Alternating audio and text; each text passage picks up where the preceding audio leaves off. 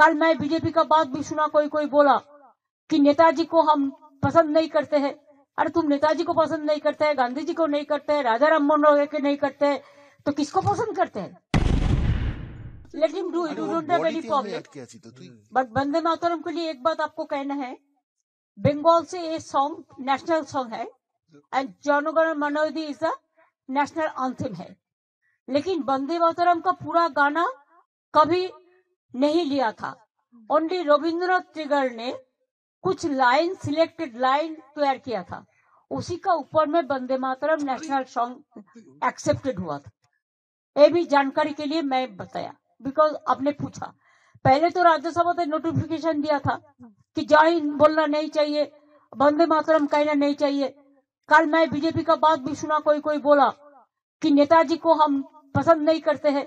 अरे तुम नेताजी को पसंद नहीं करते हैं, गांधी जी को नहीं करते हैं, राजा राम मोहन राय के नहीं करते हैं, तो किसको पसंद करते हैं?